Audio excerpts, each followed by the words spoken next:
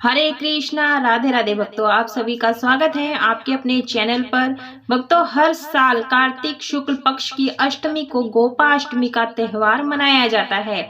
मान्यता है कि इसी दिन भगवान श्री कृष्ण ने गोचारण लीला शुरू की थी, इसलिए इस दिन को गौ माता की सेवा की जाती है। कहते हैं जो कोई गोपा अष्टमी के दिन सच्चे मन से पूजा पाठ करता है, उसकी समस्त मनोकामनाएं पूरी हो जाती हैं।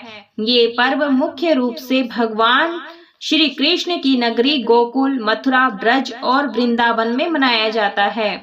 इस दिन पूजा पाठ के समय कथा भी जरूर से पढ़ी या सुनी जाती है, हुंकारा भरते हुए।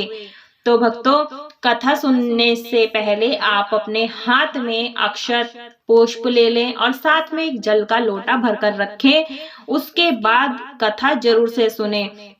जो लोग व्रत रखते हैं उन्हें भी इस कथा को सुनना चाहिए, और जो व्रत नहीं करते हैं, सिर्फ पूजा करते हैं, उन्हें भी कथा जरूर से सुननी चाहिए। तो भक्तों, मैं कथा शुरू करने से पहले मैं आपको बता देती हूँ, यदि आपको कथा या पसंद आती है तो वीडियो को लाइक कीजिएगा, ज्यादा से ज्यादा शेयर कीजिएगा, और अपने चैनल पर पहली बार आए हैं तो चैनल को सब्सक्राइब जरूर से कर लीजिएगा, और कमेंट बॉक्स में हमेशा की तरह राधे राधे जरूर से लिखिएगा भक्तों। और ज्यादा से ज्यादा शेयर करते हैं तो आप भी इस पुण्य के भागीदारी बन जाएंगे और आपको भगवान श्री कृष्ण की कृपा, असीम की कृपा प्राप्त होगी। तो चलिए देरी ना करते कथा शुरू करती हूँ। कथा इस प्रकार से है। एक बार बाल गोपाल जब 6 साल के थे तो वे अपनी माता से कहने लगे कि माँ, अब मैं बड़ा हो गया हूँ और इसलिए अब बछड़े चराने नहीं जाऊंगा, मैं गौ माता के साथ जाऊंगा। यशोदा ने बात नंद बाबा पर टालते हुए कहा कि अच्छा ठीक है, लेकिन एक बार बाबा से पूछ लो, यानी पिताजी से पूछ लो। तब भगवान श्री कृष्ण नंद बाबा के पास गए और कहने लगे कि अब मैं बछड़े नहीं बल्कि गाय चराने जाया करूंगा। नंद बाबा ने उन्हें समझाने की बहुत कोशिश की, लेकिन कृष्णा की हट के आगे उनकी एक ना चली। फिर नंद बाबा ने कहा कि ठीक है, लेकिन पहले जाकर पंडित जी को बुला लाओ ताकि उनसे गोचारण के लिए शुभ मुहूर्त का पता लगा सकूं।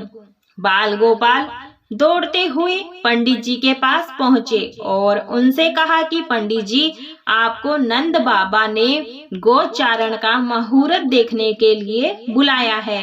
साथ ही बाल गोपाल ने ये भी कहा कि आप आज ही शुभ मुहूर्त बताना तो मैं आपको बहुत सारा माखन दूंगा।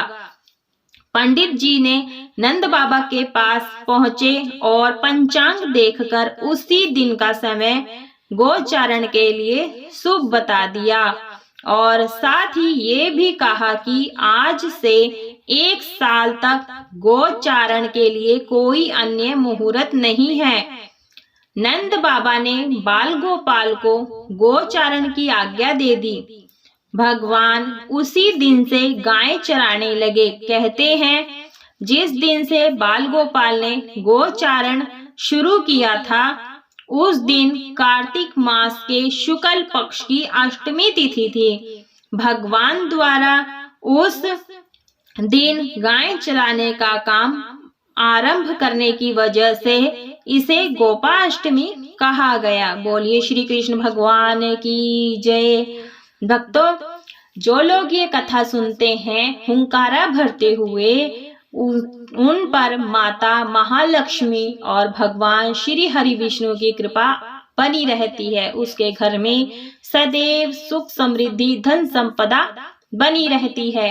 तो भक्तों, इसके बाद जो कथा है, इसमें विनायक जी की भी कथा सुनी जाती है, तभी आपका व्रत परिपूर्ण माना जाता है। और जो लोग श्री कृष्ण की आज्ञा का पालन करते हैं और 33 करोड़ देवी देवता जिसमें गौ माता के शरीर में विद्यमान होती है, उनकी सेवा करते हैं, तो सभी देवी देवताओं की कृपा आप सभी को प्राप्त होती है।